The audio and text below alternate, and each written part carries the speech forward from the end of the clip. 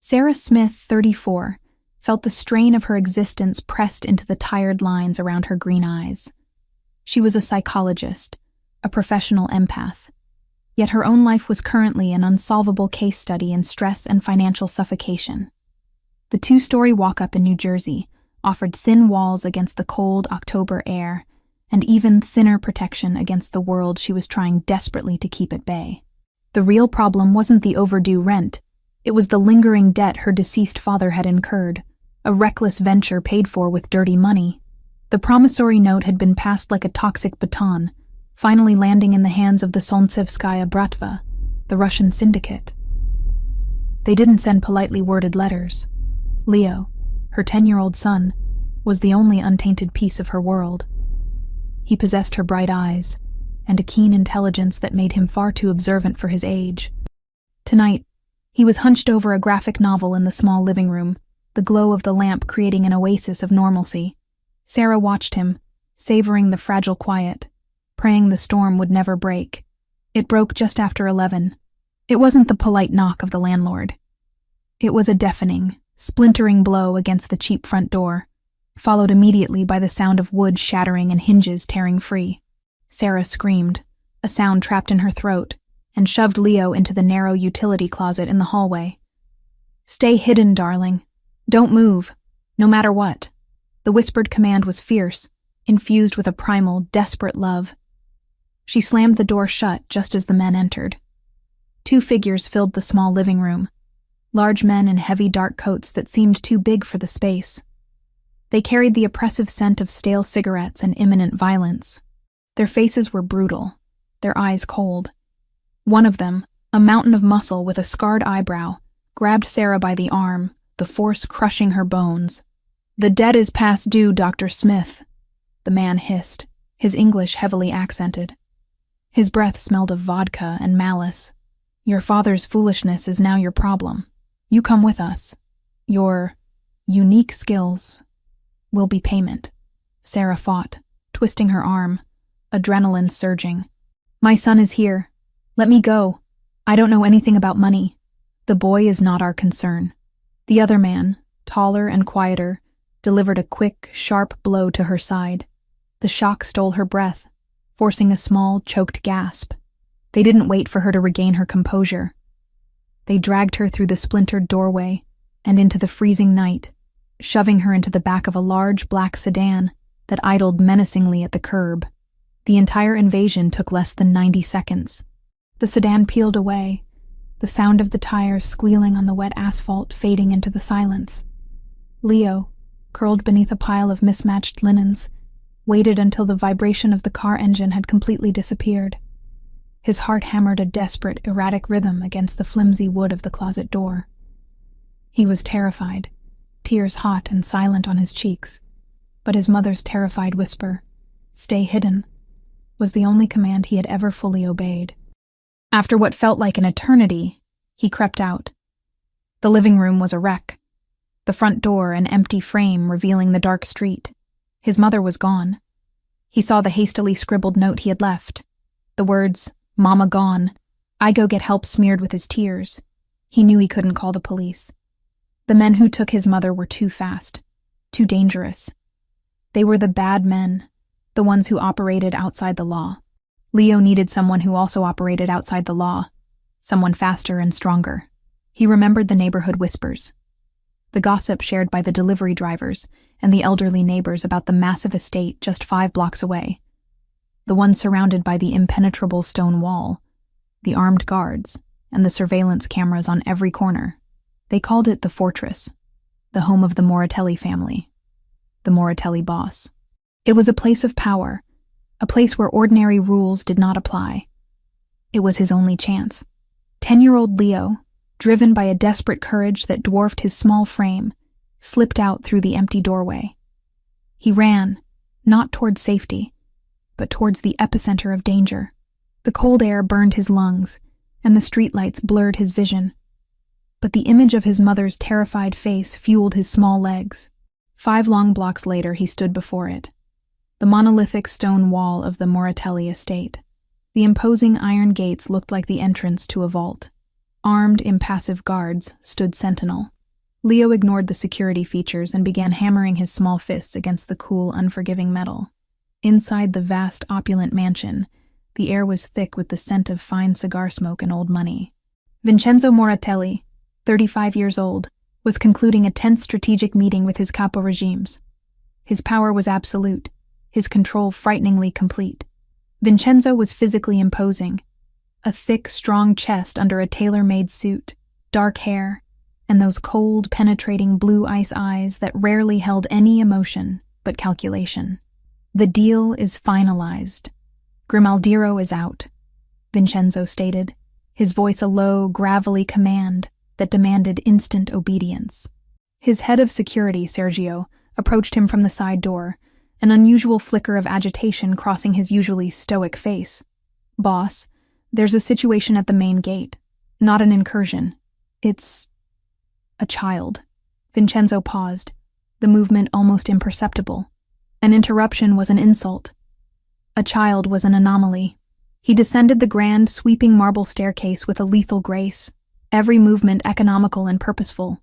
He ordered the gates to be opened just enough for a visual confirmation. He saw the boy. Small, trembling, dressed in a faded jacket, eyes huge and bloodshot with tears. The raw, unfiltered panic radiating off the child was unlike anything Vincenzo encountered in his world of calculated risks and hidden agendas. Leo looked up at the towering man who stood framed by the light of the immense entryway. A figure of terrifying, yet undeniable strength. The words tore from his throat, ragged and desperate, the sound echoing off the stone walls. "Bad men took my mama. They have black cars. You have to help me." Vincenzo Moratelli's cold gaze settled on the boy's face. The plea was direct, the distress authentic. The Russian audacity to operate this close, to cause such a disruption, was unacceptable. But beneath the calculation, something flickered. A momentary softening in the blue ice depths, a recognition of absolute vulnerability. This was not a business proposition or a threat. This was a child's last hope. His decision was immediate, bypassing logic and fueled by an unfamiliar, territorial compulsion. "Bring the boy inside, now," Vincenzo commanded, his voice returning to its normal, absolute tone. The night's agenda had just shifted. The Moratelli organization was about to involve itself in a mother's rescue, and the Russians were about to regret every decision that led the boy to the boss's gate. The first step of the counterattack had just been ordered. Leo was inside the compound. Sarah was next. Vincenzo Moratelli did not possess the luxury of feeling. He possessed control. His response to the 10-year-old boy weeping at his gate was not compassion. It was calculation. He ushered Leo into the vast, soundproof silence of the foyer. The child's small, frantic footsteps swallowed instantly by the plush, custom-made rugs that lined the marble floor. The mansion, a testament to decades of inherited power and bloodshed, seemed to hold its breath. Vincenzo led Leo toward the rear of the main floor, bypassing the formal, imposing areas. He settled the boy in a smaller leather-bound study, a room designed for strategy and quiet cruelty, not comfort. The air was heavy with the scent of aged whiskey and the lingering metallic tang of tension from his recently concluded meeting.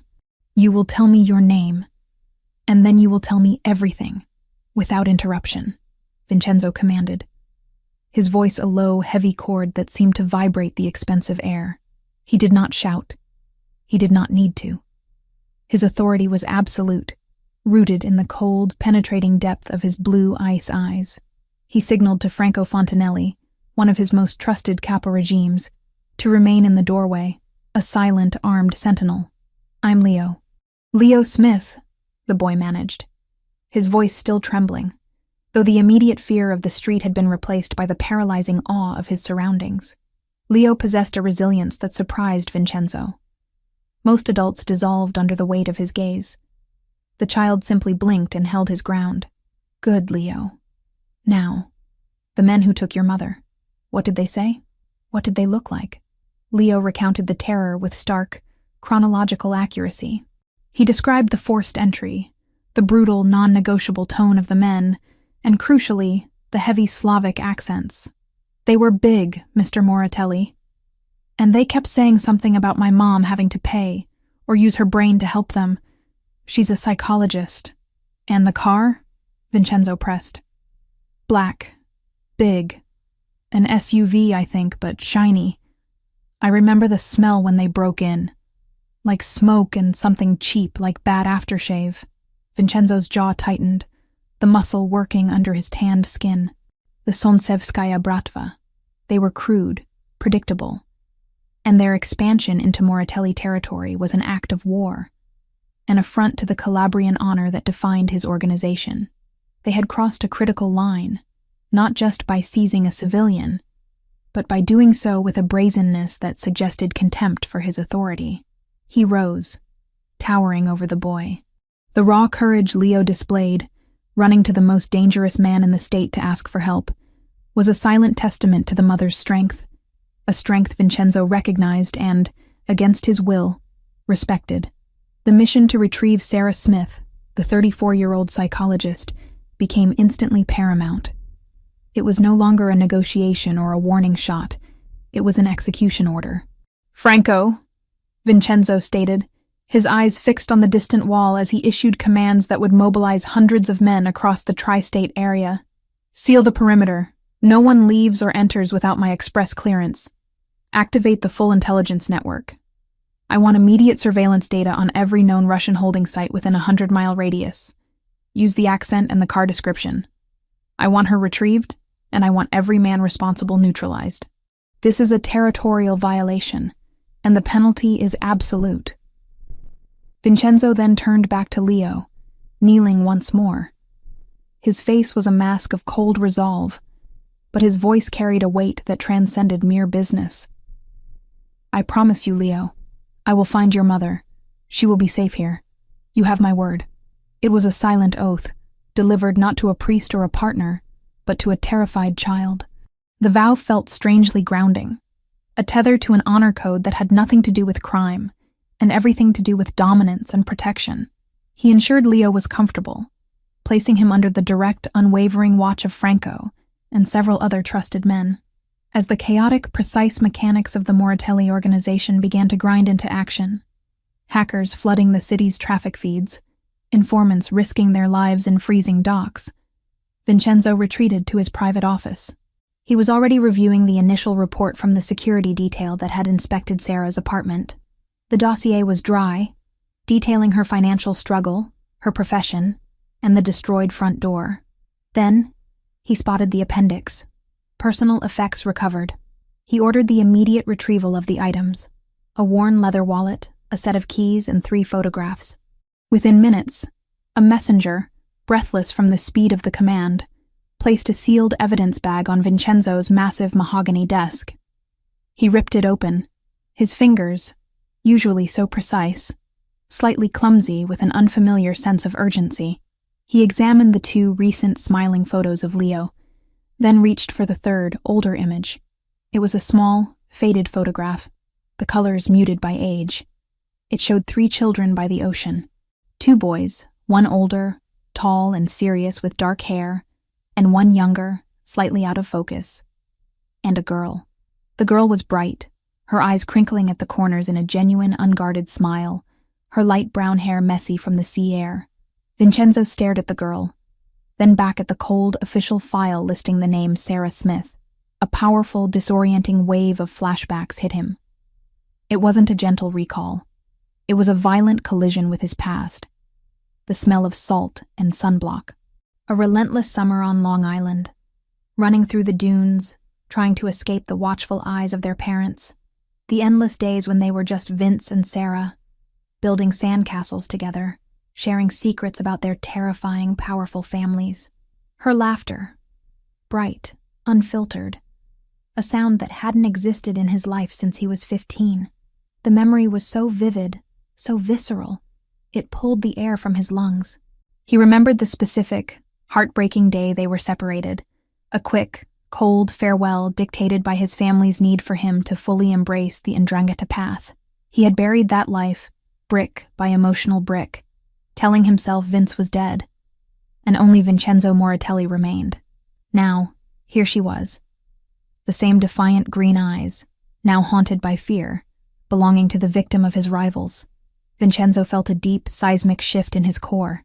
The territorial issue, the insult of the Solntsevskaya Bratva, faded into the background. This was no longer about power dynamics. It was about the personal. She was the ghost of his innocence, a living testament to the human heart he thought he had successfully calcified. A deep, chilling fury, unrelated to business, began to consume him. The Russians hadn't just trespassed. They had desecrated a sacred, buried piece of his history. They had kidnapped his Sarah, the girl who knew the boy before the boss. He grabbed the phone, his focus absolute. His initial orders were not strong enough. They were too broad. "Franco," he snapped, his voice a wire of concentrated danger. "Cancel the perimeter search. I have the specific target. The Russian safe house on Dock Street. The one we deemed inactive 2 weeks ago. Get me tactical maps, satellite thermal imaging, and the entire armed company. I am going in first." This is no longer an extraction. It is a retaliation. His eyes drifted back to the faded photograph on the desk. He felt the heavy, protective responsibility of his past collide with the lethal power of his present. He was going to save Sarah, not because of a territorial code, but because he was compelled by a forgotten part of his own soul. The mission had transformed into a crusade. The Russians were about to face the terrifying, focused wrath of a Mafia boss who was fighting for the last remaining piece of his own humanity. They had kidnapped the wrong woman, the one woman who could undo the carefully constructed control of Vincenzo Moratelli. His entire strategy changed in that single, decisive moment, driven by the intense personal interest of recovering his lost friend. He would move with a speed and brutality they could not possibly anticipate. Vincenzo Moratelli's focus was a cold, impenetrable wall. The discovery that the woman seized by the Solntsevskaya Bratva was Sarah Smith, the only ghost of innocence remaining in his memory, had eradicated all tolerance for inefficiency or delay. The Moratelli compound ceased to be a home and became a fortress of lethal logistics.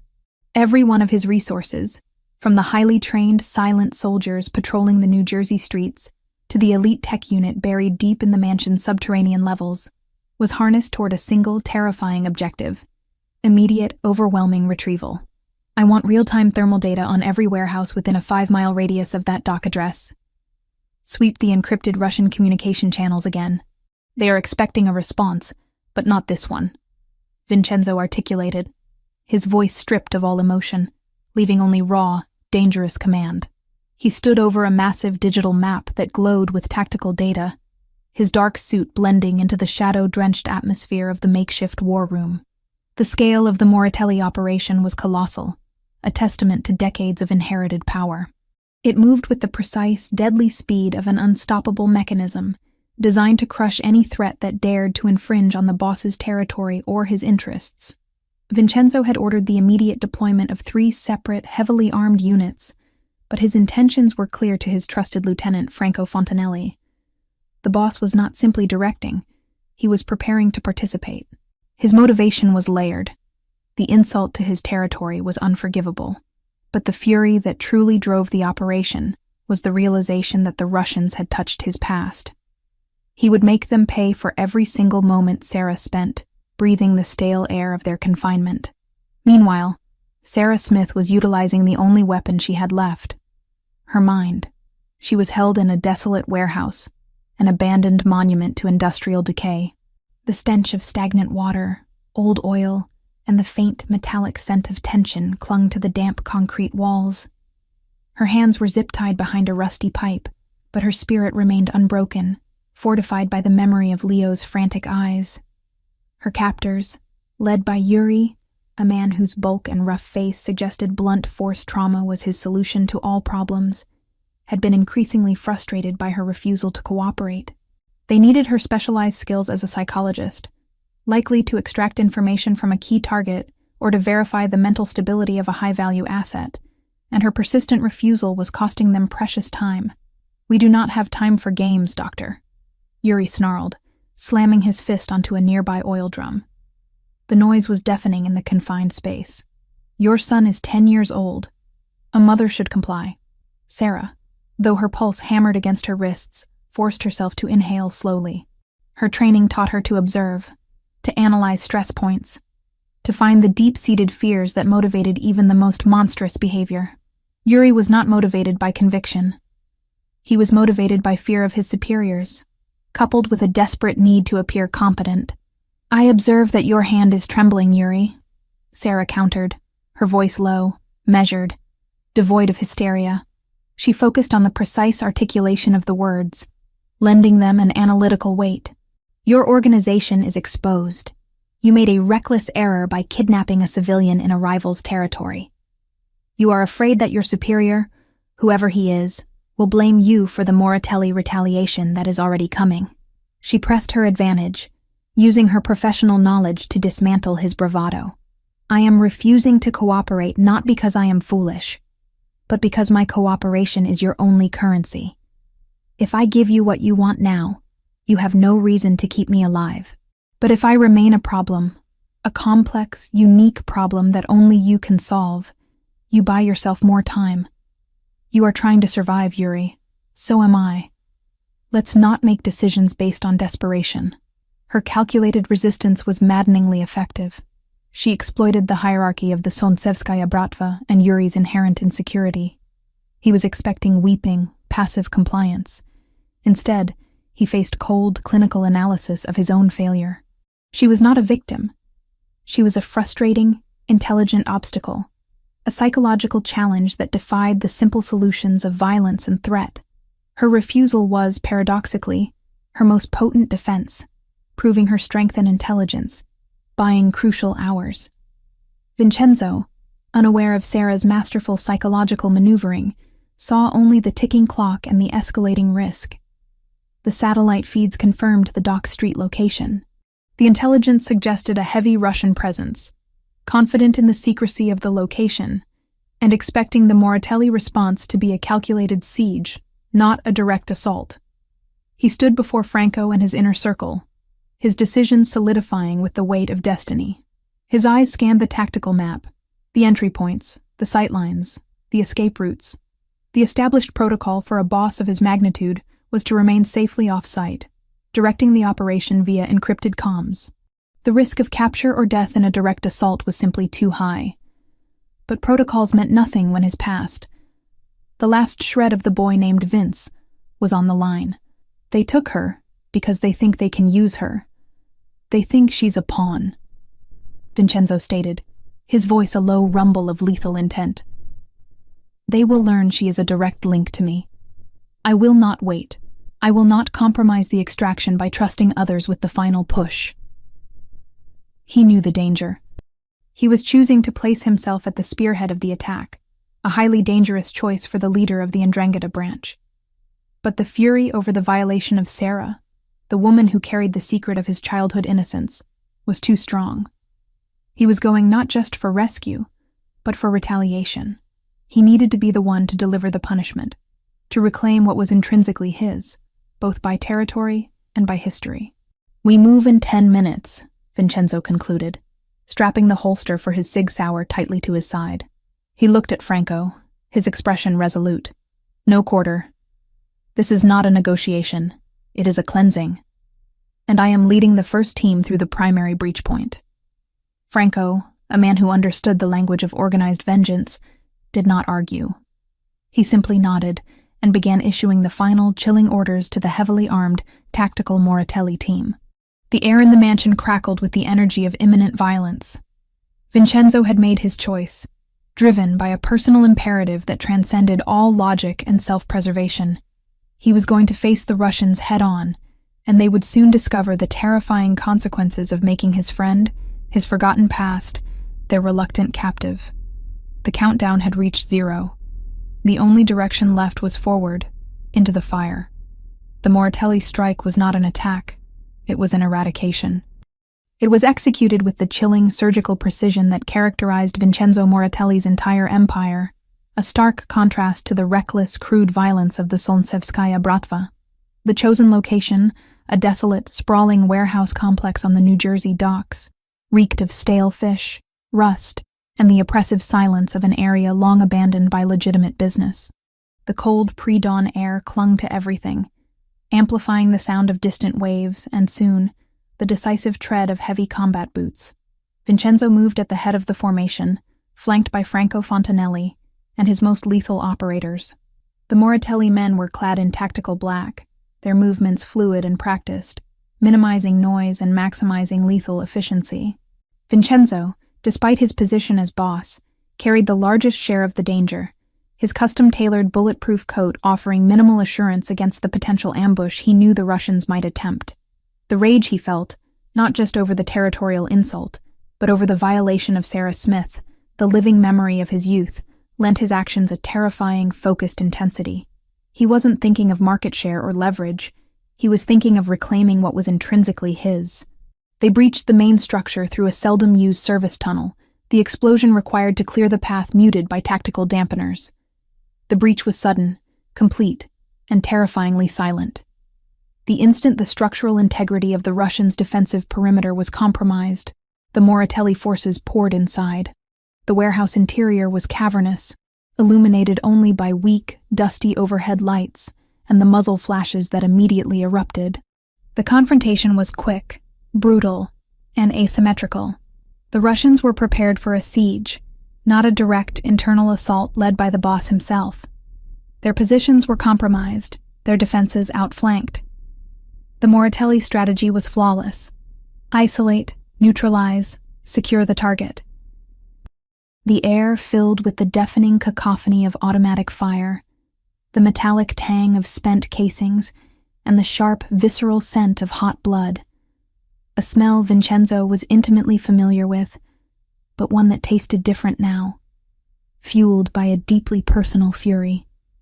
Vincenzo moved through the chaos like a dark, unstoppable force. He didn't waste ammunition or time, his focus never wavering from the interior layout he had memorized from the thermal imagery. He dispatched 2 heavily armed Russian guards near a stack of shipping containers with ruthless efficiency, his eyes scanning for the auxiliary room where the reconnaissance suggested the captive was being held. The violence was precise, calculated, and terrifyingly fast. He moved with a cold grace, utilizing the shadows and cover with the practiced ease of a born predator. The main warehouse floor fell to the Moratelli strike teams within minutes. Franco ensured that every Russian threat was eliminated or neutralized, securing the perimeter with grim efficiency. Vincenzo, however, pushed deeper, toward a small, windowless office partitioned off from the main area. He kicked the reinforced steel door off its hinges. Inside, the light was weak.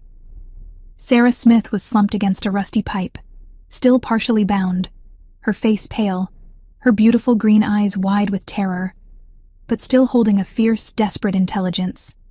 The man who had been harassing her, Yuri, the rough-faced Russian leader, was scrambling for his dropped weapon near the filing cabinets. Having been momentarily stunned by the sound of the breach, Vincenzo ignored Yuri entirely. His blue ice eyes locked onto Sarah's face. For the first time in 20 years, he saw her not as a ghost, but as a terrified, breathing woman caught in the inferno of his life. Sarah's senses were overwhelmed. The noise of the breach had been agonizing. And now, the sight of this new figure, taller, broader, moving with a silent, absolute authority, paralyzed her. He wore darkness like a second skin, and the air around him vibrated with raw, lethal power. She didn't recognize him. She only registered him as the dominant force in this brutal equation. He wasn't a savior. He was simply a different, more powerful predator. Vincenzo reached her in 2 long strides, ignoring the chaos and the wounded Russian nearby. He produced a sharp, tactical knife and swiftly cut the zip ties binding her wrists and ankles. The movement was fast, but his hands, though huge and scarred, were surprisingly gentle on her skin. "It's over," Vincenzo stated, his voice a low, gravelly vibration that barely cut through the ringing in her ears. He didn't wait for a response. He simply pulled her into his embrace, wrapping one arm tightly around her waist, anchoring her against his rock-solid frame. The first contact was electric. Sarah felt the immediate, shocking contrast. The icy cold of the warehouse floor against the absolute heat and hardness of his body. She was engulfed in the scent of expensive leather, gunpowder, and the heavy, masculine cologne he wore. Terror still gripped her.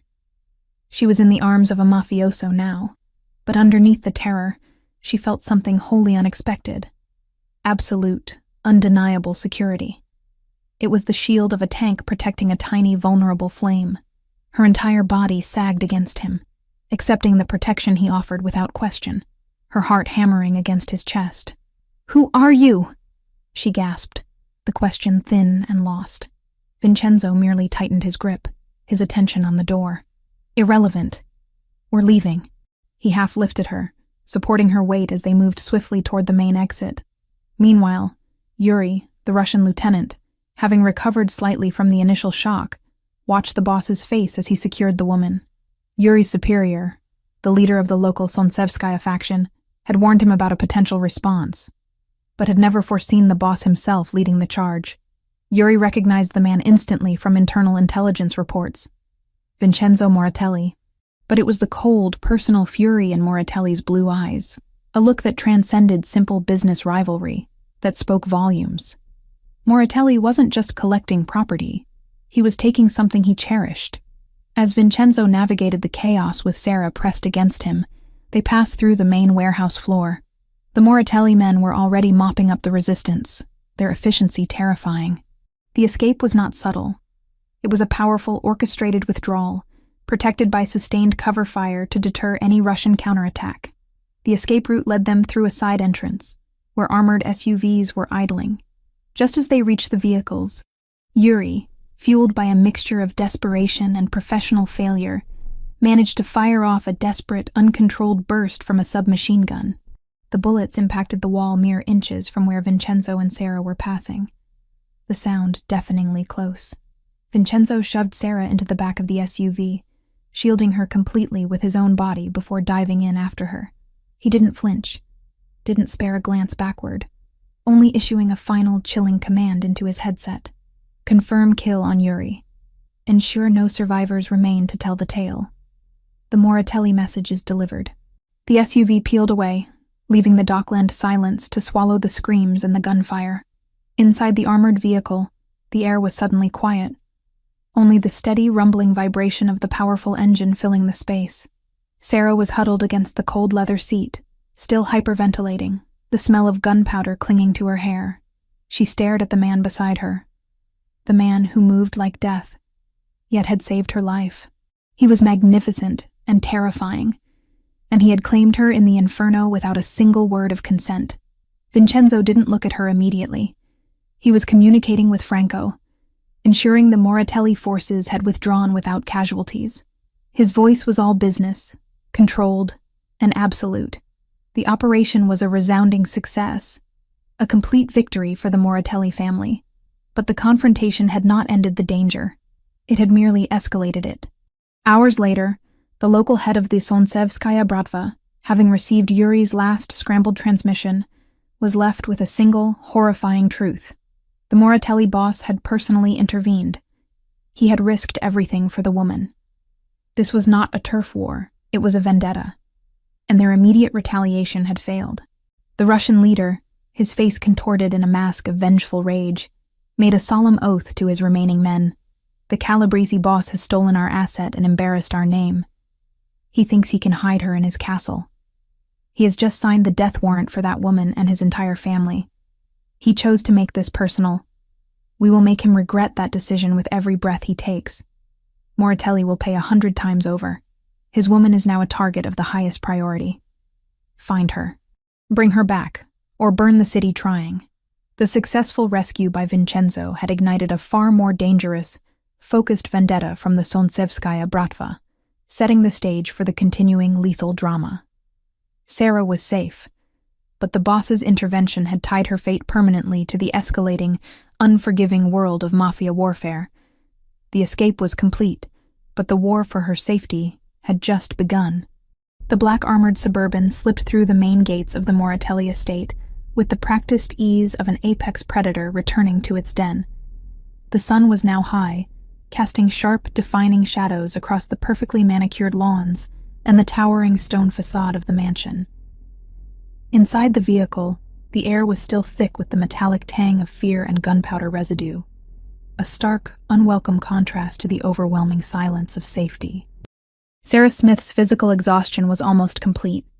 Her muscles ached from being bound, her head throbbed, and her psychological defenses were frayed. Yet, the resilience of the mother, the fierce, protective instinct, remained intact. She glanced at the man beside her, Vincenzo Moratelli. He had shed his tactical gear and was now simply clad in his dark, immaculately tailored suit, looking untouchable, magnificent, and entirely terrifying. He was the eye of the storm, the source of the incredible violence that had just saved her life. He had saved her, but she understood one immutable truth.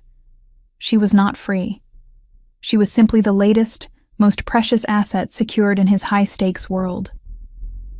Vincenzo gave no indication of the personal turmoil the past 24 hours had wrought. He spoke briefly into his secure phone line, confirming the successful tactical withdrawal and the complete elimination of the remaining Solntsevskaya Bratva presence at the docks. His voice was all business, cold, methodical, and chillingly effective. When he ended the call, his blue ice eyes finally settled on her face, lingering on the bruises and the deep exhaustion etched there. "You will be given medical attention immediately," he stated, his voice a low, heavy chord. "Then you will rest." Sarah stiffened.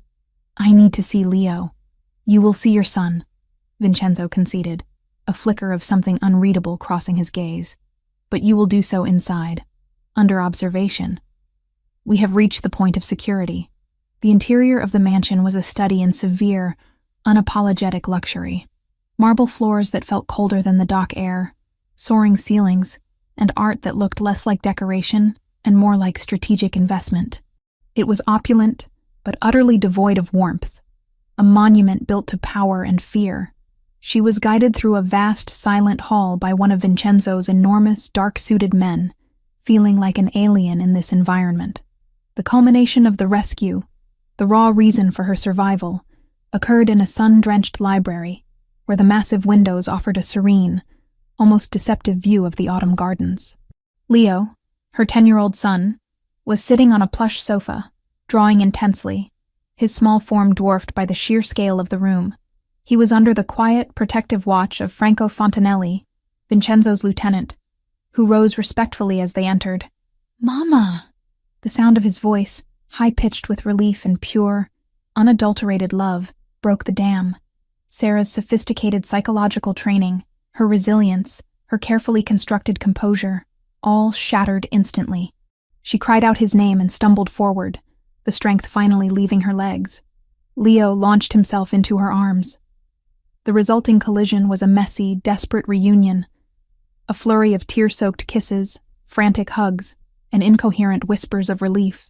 Sarah buried her face in the sweet, familiar scent of his hair, inhaling the essence of her son, allowing the overwhelming, consuming gratitude to wash away the lingering terror of the abduction. This was the core, the only thing that mattered. She held him tightly, fiercely, anchoring herself to the small, breathing reality of her son. Finally safe. Vincenzo and Franco stood back, observing the scene with a silence that spoke volumes of their own strict protective code. Vincenzo had delivered on his unspoken vow. When the frantic energy of the reunion subsided, leaving Sarah weak but profoundly whole, Vincenzo finally stepped forward. "The reunion is complete," he announced, his voice snapping the room back to the brutal reality of their situation. "Now, the terms." Sarah held Leo tightly against her side, her green eyes flashing defiance despite her exhaustion. "My terms are simple. My son and I go home. I can't stay here." Vincenzo's mouth curled into a cold, dismissive line. "Your home is compromised. Your father's debt has been paid in violence, not cash. The Solntsevskaya Bratva knows you are under my protection, which makes you and Leo the highest priority targets for their revenge. You leave this house, and you sign your own death warrant. This," he gestured broadly at the marble, the security, the palpable silence, "is the only structure in this city that can guarantee your survival. So I trade one prison for another? A warehouse for a gilded cage?" Sarah challenged, the defiance fueled by her profession's need for independence. "I am not a possession, Vincenzo. I am a free woman. You are a vulnerable woman who cannot protect her son from automatic weapons fire. he corrected, his tone absolute. This is not a matter of freedom, Sarah. It is a mandate for survival. Until I have eradicated the Russian threat completely, you will remain here, under my direct, absolute, non-negotiable protection. He watched her carefully, noting her intense resistance. He knew logic would not suffice, not when her deepest core value, her independence, was being stripped away. He had to replace that value with a deeper, more profound form of recognition. Vincenzo reached inside his coat, moving with agonizing slowness. He did not retrieve a weapon, but a small, faded piece of paper. He extended his hand, and Sarah, mesmerized, accepted the old photograph. She looked down. The image was soft with age, featuring 2 children on a dock, their faces smeared with sunscreen and sand. A serious, dark-haired boy and a girl with an irrepressible smile. Her fingers trembled as she realized the truth. The same intense, dark features of the boy in the photo were mirrored in the severe, powerful face, standing over her now. Sarah's breath hitched, the sound loud in the silent room. Her gaze snapped from the photo to Vincenzo, then back again. The shock and incredulity were profound, mixing with the terror she had tried so hard to contain. "It can't be," she whispered, her voice laced with disbelief. "Vince, my God, You're that boy." "I am," Vincenzo confirmed, his eyes betraying nothing but a cold, intense watchfulness. Vince was a name for summer games and sandcastles. That name died 20 years ago. "I am Vincenzo Moratelli, boss of the Moratelli family." The full weight of the truth, that her sweet lost friend was now one of the most powerful and ruthless Mafia leaders on the East Coast, hit her with devastating force. She stumbled back, pulling Leo tightly against her chest, suddenly realizing the full danger of the monster who had saved them. How? How could you fall into this? How could you become this? Her voice cracked with pain, disbelief, and a profound sense of loss for the boy she remembered. A monster who deals in violence and death? Vincenzo did not flinch, his jaw set in a hard, unforgiving line. "It was my birthright, Sarah. My path was chosen the moment I was born into this name. I became what was required to survive, to protect my legacy, and to ensure my domain remained untouched." He took a step closer, the power radiating off him like heat. "Now, the time for memories is over. The past has served its purpose. I risked my life, and the lives of my men, to reclaim you, because you are a living piece of my history, and no one violates what is mine. This is the new contract. You will not leave. You will trust me, the boss, to eliminate the threat." He looked at Leo, then back at Sarah, his blue eyes holding a terrifying clarity. "I made a silent oath to that boy," he said, indicating Leo, "and I made a stronger one to the boy I once was, the one who shared sandcastles with you. The Sonsevskaya Bratva will be erased. Until that is complete, you are an extension of the Moratelli name. You are protected, provided for, and secured. You are safe. That is not a promise. It is a guarantee backed by the Moratelli Empire. Now, take Leo, and go rest. The war continues, and you are currently its most valuable, most heavily guarded asset." Sarah felt the absolute finality of his command. She knew in her heart that resisting his protection was tantamount to suicide. She was trapped, yes, but in the safest cage in the world. She looked at her son, then at the hard, uncompromising face of the man who had been her innocent friend and was now her powerful, dangerous jailer. The realization was clear. She was entirely dependent on the man who embodied everything she professionally stood against. She nodded, a gesture of weary, forced acceptance, knowing that her future was inextricably bound to his dark, absolute power. The new contract had been signed, not with paper, but with blood and the ghost of their shared past. Vincenzo Moratelli's mansion was a fortress of silent, impenetrable luxury. For Sarah Smith, it was the ultimate horrifying irony, the safest place on earth, yet the greatest threat to her independence. She was installed in a vast, opulent suite with Leo, a space furnished with museum-quality pieces and guarded by men who moved with the quiet efficiency of trained killers. The air here was scented with expensive wood polish and the heavy, constant presence of absolute power. Life within the gilded cage settled into a bizarre, unnatural rhythm. Leo, resilient and tenaciously curious, adapted with unsettling speed. The trauma of the abduction was slowly being replaced by the palpable security offered by the heavily armed men who constantly shadowed him. He adored Franco Fontanelli, seeing the large, stoic capo as a real-life action hero, constantly asking questions about the surveillance gear and the armored cars. Vincenzo, surprisingly, tolerated this relationship, even encouraging it with small, almost imperceptible acts of indulgence, a new, high-tech gaming system, specialized literature on military history. These were the first, crucial flashes of humanity that Sarah, the psychologist, began to meticulously catalog. Sarah's professional mind, unable to engage in her regular practice, turned inward and outward, fixating on her environment and her captor, savior. This was the only way she could maintain a sense of control, by analyzing the Moratelli organization and the man who commanded it. She observed Vincenzo relentlessly. He was a creature of immense, frightening discipline. His meetings were conducted in severe, rapid Italian. His orders were non-negotiable. His control over his men was absolute. There was no hesitation, no apology, only cold, precise strategy. Yet, she noted the contradictions. He insisted that Leo's meals be prepared according to his dietary preferences, personally ensured the boy had access to tutors for his schooling, and occasionally, she would catch him observing Leo from a distance. A remote, almost wistful expression, momentarily softening the severe planes of his face. He was protective of Leo with an intensity that transcended mere obligation. It was something foundational, a shield against the darkness of his own world. He does not want Leo to be like him, Sarah confided one evening to herself, scribbling notes in a small concealed journal, a professional habit she couldn't break.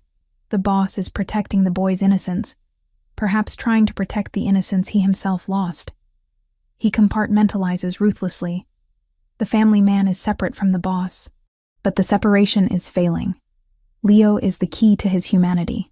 The emotional development between Sarah and Vincenzo was a slow-burn agony, complicated by their shared past and their irreconcilable present. The attraction was a physical fact she fought daily. He was overwhelmingly masculine, his power translating into a tangible magnetic force. His presence was safe, a solid, unmoving wall against the threat he himself represented. The moments of vulnerability shared during the rescue, the raw intensity of the reunion with Leo, had forged a fragile sense of mutual trust. She trusted him to be lethal. She trusted him to be protective. Their interactions were tense, often adversarial. She would seek him out in his home office, ostensibly to discuss Leo's curriculum, but inevitably the conversation would veer into the philosophical chasm separating them. "You speak of honor, of protection," Sarah challenged him one rainy afternoon, standing near the immense window overlooking the heavily guarded property. "But you are a killer, Vince. You command violence for profit, for power. How can you reconcile the man who plays chess with Leo with the man who ordered the executions at the docks?" Vincenzo put down his pen, his blue-ice eyes meeting hers with startling directness. The lack of apology was absolute. "I don't reconcile it, Sarah. I live it. The two men are one. The violence I command is the price of the security I offer. The man who ordered the execution is the same man who guaranteed Leo would wake up safe today. I don't use the gun for profit. I use it to protect what is mine. You and Leo are mine now, by right of rescue, by right of our past, and by right of the danger I have taken upon myself, by challenging the Sontsevskaya Bratva." This was the core of his moral confrontation response, a cold, brutal pragmatism. He admitted his life of crime but refused to see himself as purely evil, framing his violence as an essential protective function. "You guarantee Leo will never be touched," Sarah pushed, her voice tight. "But what about you? Your life is a target. If they get to you, what happens to us?" Vincenzo rose from his massive desk, his 1.90-meter frame moving with predatory grace. "They won't get to me. And if they tried," his voice dropped, becoming a low, chilling promise, "they would ensure their entire lineage is erased. I have contingency plans for my contingency plans, Sarah. The Moratelli family does not fail in protection. I have guaranteed Leo will never be touched by my criminal world. Not its practices, only its formidable shield. You will have to accept that I am the darkness that keeps you in the light." His honesty, however disturbing, was strangely compelling. He offered no lies, only the naked truth of his power. This constant tense dance, fueled by her intellectual repulsion and a growing dangerous admiration for his unwavering commitment to their safety, solidified their evolving affection. It wasn't romance yet. It was a profound, shared sense of mutual risk and undeniable reliance. The fragile bubble of their gilded cage was violently burst one late night. The security alarms, usually a silent, discreet network of digital warning systems, erupted into a screaming, flashing cacophony. The mansion, typically a bastion of stillness, transformed instantly into a state of active defense. The Moratelli organization had correctly predicted the Russian countermove. The Solntsevskaya Bratva, humiliated and vengeful, had launched a surprise attack on the boss's compound. Sarah was jolted from a light sleep by the piercing wail of the sirens and the immediate, terrifying sound of automatic gunfire outside the massive walls. She snatched Leo from his bed, pulling him close in the darkness of the suite. Within seconds, the door to their suite was flung open. It wasn't Vincenzo, but Franco, fully armored, his face grim. "Dr. Smith, stay low. Boss wants you in the panic room now."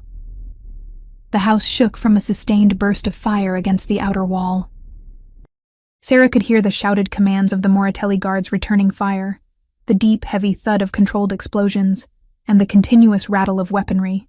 This was the proof of danger, raw and terrifying, manifesting directly on the doorstep of her sanctuary. Vincenzo arrived seconds later, moving with focused, terrifying calm. He was already in partial tactical gear, a rifle slung across his chest. He grabbed Sarah's arm, his grip hard and non-negotiable. "Into the room, Sarah." "Now!" he commanded, his eyes blazing with concentration, already processing the status of the incursion. He did not ask her to be brave. He demanded her obedience. As they were ushered into the concealed panic room, a space of steel and concrete, equipped with communications and life support, Sarah felt the structure of the house absorb a tremendous impact. It was a terrifying sound, but the walls held firm. The Moratelli defenses were overwhelming the attackers.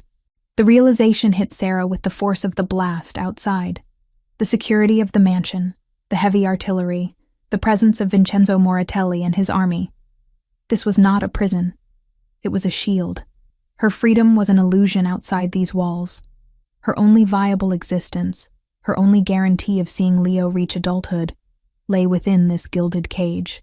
The moral confrontation she had waged against Vincenzo's life was intellectually superior, but practically useless. His ruthless world was the only one that could guarantee her survival against its own kind. After what felt like an eternity, the gunfire ceased. The sirens died down. The overwhelming silence returned, heavier and more profound than before. Vincenzo remained with them for a few more minutes, ensuring the final sweep was complete, his presence a rock of absolute safety in the small, sterile room. "It is finished," Vincenzo announced, removing his helmet, his face streaked with sweat and powder residue. "The Solntsevskaya Bratva will not try this again. They just learned the cost of attacking the Moratelli boss on his own grounds." Sarah looked at her trembling son, then at the lethal man standing over them. She understood. Her psychological resistance dissolved, replaced by a cold, sharp clarity. Her moral high ground meant nothing if Leo was dead. Her only security was the man who had just defended them with overwhelming, unapologetic violence. The house was not a cage. It was her life support. She had to accept the boss, because he was the only one capable of keeping the promise he had made. The conviction settled deep in her soul. She had chosen her side, and it was the side of the monster who kept them safe. The chaos of the Russian attack had solidified Sarah's position within the Moratelli fortress. She was no longer just a hostage or a rescue liability. She was a prized asset, fiercely protected. But the new reality demanded a shift from professional resistance to something far more intimate and dangerous. Vincenzo had demanded a dinner, an event he coldly referred to as a necessary review of current psychological status, but which felt to Sarah like the world's most unnerving first date.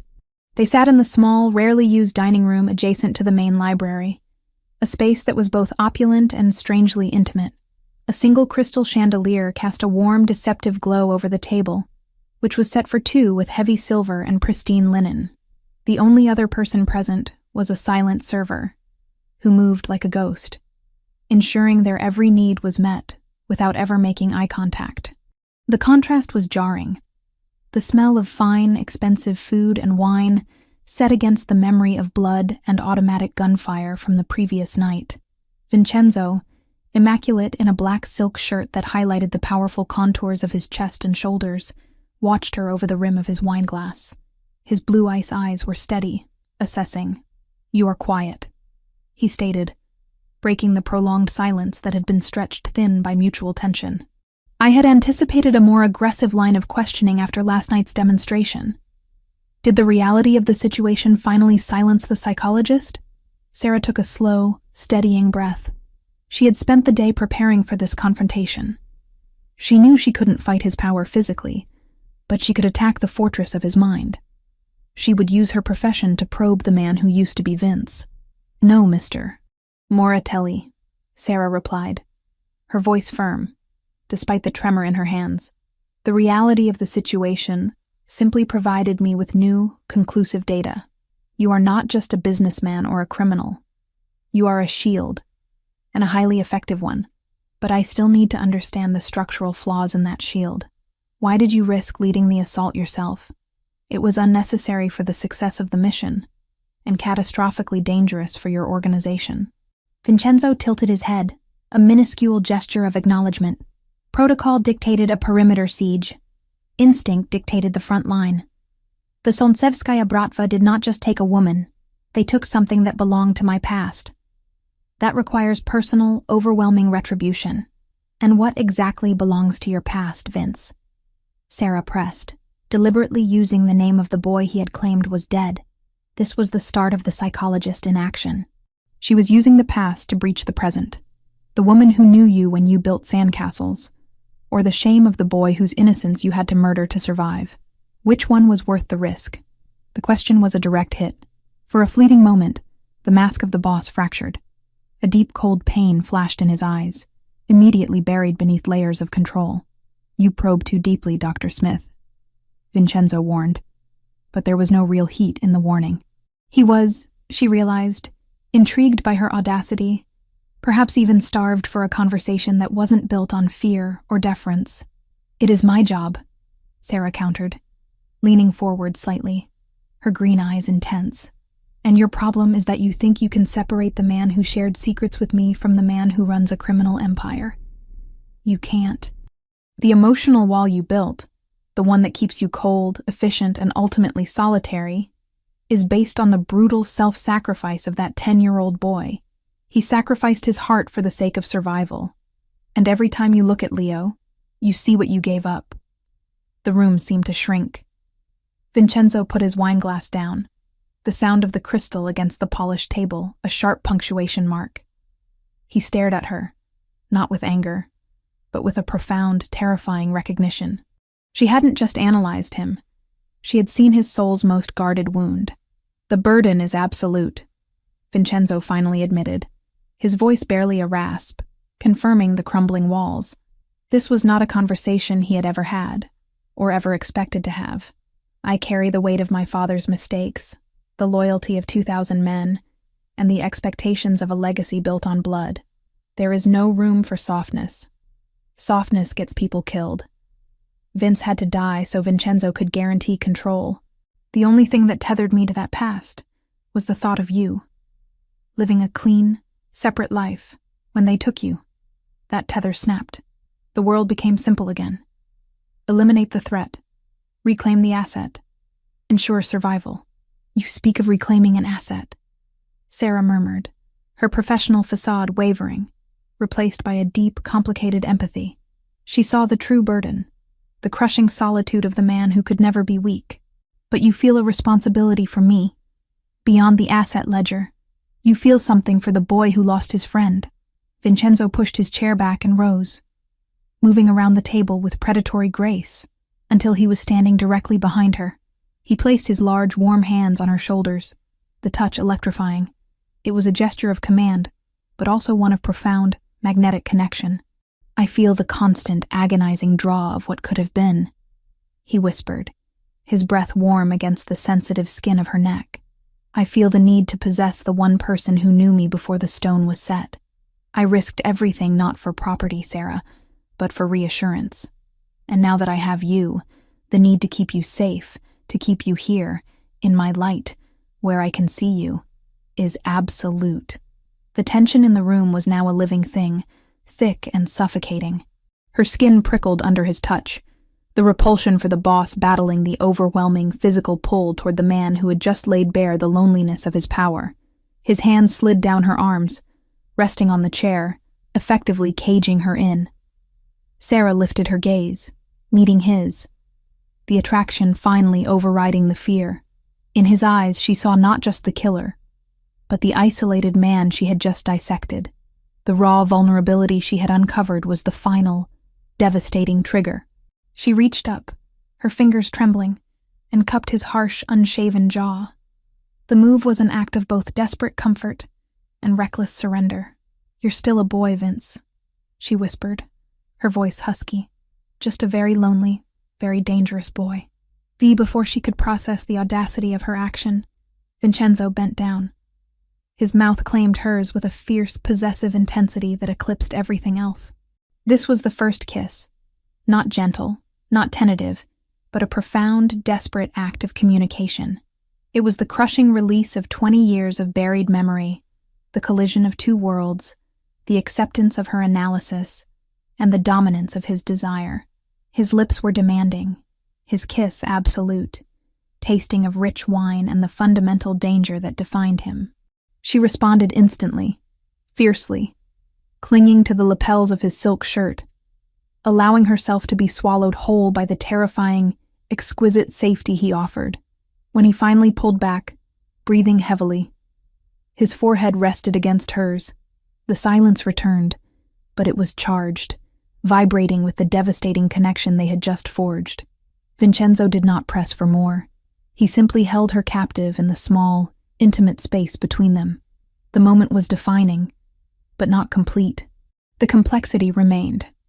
Their relationship was now rooted in this dangerous, undeniable intimacy, yet it remained a tethered connection. The promise of safety, the constant threat of the Solnsevskaya Bratva, and the innocent, overriding presence of Leo in the room next door acted as an immediate emotional barrier, preventing a full, reckless surrender. Leo was the boy's anchor, the constant, innocent reminder of the past, forcing the boss to maintain a sliver of the control he desperately needed. The kiss was a vow of possession and protection, but the final complete claiming would have to wait. The boss had dropped his guard for a moment, but the war, both external and internal, was far from over. He stood up, his control immediately reasserted. The moment of intimacy was past, replaced by the grim reality of their survival. "The war continues, Sarah," Vincenzo stated, his voice now cold, flat, and absolute. "But you will sleep well tonight. You are mine."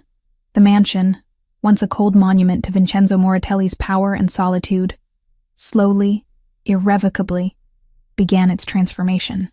It did not happen overnight, or with any grand declaration, but in the small, consistent acts of shared existence. The sterile atmosphere that had defined the fortress began to soften, imperceptibly at first, under the combined, defiant presence of Sarah Smith and Leo. The Solnsevskaya Bratva had forced Sarah into this life, but Vincenzo's relentless protection and the terrifying intimacy they now shared had rooted her here by choice. The aftermath of the close call with the Russian attack had stripped away the last vestiges of Sarah's intellectual resistance. She had seen the alternative, death and despair outside the fortified walls. She now lived in a state of conscious, brutal acceptance. She would not only stay, she would engage. She became Vincenzo's confidant, a role that no one else in the Moratelli organization, not even Franco Fontanelli, dared to assume. Their dynamic shifted from captor-captive and friend-savior to a tense, dangerous partnership. Sarah understood that Vincenzo needed more than just a lover or a mother figure for his de facto son. He needed a mind that was his equal, a challenger to his absolute authority. She used her skills as a psychologist not to heal him. She knew the darkness he lived in was too profound for therapeutic intervention, but to anticipate, analyze, and most importantly, challenge him. She observed his strategies, reading the underlying anxieties and blind spots in his cold, calculating approach to business and warfare. "You are underestimating the generational paranoia of the old man in Brooklyn," Sarah remarked one morning, interrupting a strategy meeting as Vincenzo reviewed encrypted reports on his digital screen. She stood by the window, ostensibly looking at the garden, but her mind was fixed on the data he had shared, a privilege granted to no one else. Vincenzo, who tolerated no interruptions from his men, simply paused, his blue ice eyes fixed on her reflection in the glass. "Explain, Sarah. He doesn't fear your power. He fears your speed," she articulated, walking into the room with confidence. "Your father's generation was slow, deliberate, built on personal insults. You are built on data and immediate, overwhelming force. He will expect you to move like a hammer. If you use a surgical strike, targeting only his financial assets that he personally manages, leaving the foot soldiers untouched, you exploit his weakness. You hit the one thing he protects more than his own life, his personal wealth, his perceived stability." Vincenzo stared at her, a muscle twitching in his jaw. The plan she suggested was unorthodox, almost impossible for his traditional capo regimes to understand, but logically devastating. It was a precise, bloodless attack on the psychological structure of his rival's life. He didn't thank her. He simply nodded, his decision made. "Franco, reroute the funds attack. Target only the personal account Sarah specified. Execute by midnight." Sarah had earned her place. She was the only person who could force the boss to pause, the only one who could offer him a mirror to his own emotional machinery, and, consequently, the only one who could truly help him survive. She was his external conscience, his strategic equal, forcing him to integrate his past with his present. This was the nature of their acceptance and partnership, founded on mutual power and respect, rather than conventional affection. Meanwhile, Leo was flourishing in the absolute security provided by the Moratelli Empire. The mansion's heavily armored walls and the constant, reassuring presence of Vincenzo and his men offered the 10-year-old a sense of stability he had never experienced in the vulnerable walk-up apartment. Vincenzo, despite his terrifying life, had taken on the role of protector and father figure with a surprising, quiet commitment. He taught Leo chess, not just as a game, but as a discipline, a lesson in strategy, patience, and anticipating the opponent's moves. He never spoke of his life as the boss, keeping the criminal enterprise completely separate from the boy, fulfilling his initial promise that Leo would only know the shield, not the fire, of the 'Ndrangheta. Leo didn't see a criminal. He saw a formidable, rock-solid figure who commanded an army of respectful men and whose word was absolute law. He saw a man who had rescued his mother and guaranteed his safety. The fear that had initially propelled him to the boss's door had transmuted into an unwavering devotion. The transformation of the found home was the most profound change. Vincenzo's house, previously a study in cold, magnificent austerity, all polished marble and vast, echoing spaces, began to feel lived in. Leo's toys appeared discreetly placed in the main living areas. Sarah's books lined the library shelves. The sound of their laughter, rare but cherished, began to break the severe silence. The love between Sarah and Vincenzo grew, not from traditional romance, but from the shared crucible of danger and the devastating intimacy of their first kiss. Their connection was raw, rooted in the survival instinct, the shared memory of Vince and Sarah the children, and the current, thrilling fear of their life together. they both understood that danger was the accepted price for this absolute security. Their relationship was not soft or comfortable. It was tense, passionate, and fiercely possessive. They were bound by the knowledge that outside threats, now fully aware of the boss's attachment to Sarah, would use them as leverage. This reality only intensified their bond, forcing them to rely on each other completely. The darkness of the Moratelli world had served as the brutal womb in which their love was born. The war against the Solntsevskaya Bratva was slowly, meticulously being won, thanks in part to Sarah's psychological insights. The Russians were being dismantled from the inside out, their finances crippled, their command structure fractured by Vincenzo's unrelenting targeted strikes. The threat was receding, but the lifestyle, the power, and the danger would always remain. The story reached its quiet, powerful closing on a late night, the silence of the massive house complete and secure. Vincenzo and Sarah stood together in the doorway of Leo's immense bedroom. The boy was fast asleep, utterly peaceful, his small hand clutching a well-worn copy of a comic book. Vincenzo, his arm wrapped tightly around Sarah's waist, pulled her closer, anchoring her against his solid frame. She leaned into him, resting her head against his shoulder. His presence was her constant, quiet shield. "He's safe," Sarah murmured, the simple phrase holding the weight of their entire terrifying journey. "Always," Vincenzo confirmed, the single word a renewed oath delivered in the silence of the night. She turned in his arms, her fingers tracing the hard line of his jaw, her eyes, filled with a complex mixture of love, acceptance, and the knowledge of his lethal capacity, met his. "I am not afraid of your world anymore, Vince. I am only afraid of the day you might lose yourself in it. You have me. You have Leo. We are your tether." Vincenzo's stern face softened, the lines of command momentarily relaxing. He lowered his head and kissed her, a soft, profound touch of possession and surrender that confirmed their bond was unbreakable. "I choose the danger, Sarah," he whispered, his voice deep and resonant, "because it is the only way I can guarantee this. Us. We face it as a family unit." They stood there for a long moment. The Mafia boss and the psychologist, united by a terrifying love forged in violence.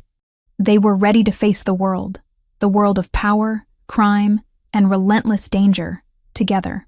The house, once an impersonal fortress, was now their home, built on the foundations of absolute security, and a love that was born not in the light, but in the deepest, most necessary darkness. The man had made his enemies regret their actions, and in doing so, he had found the only thing he truly needed: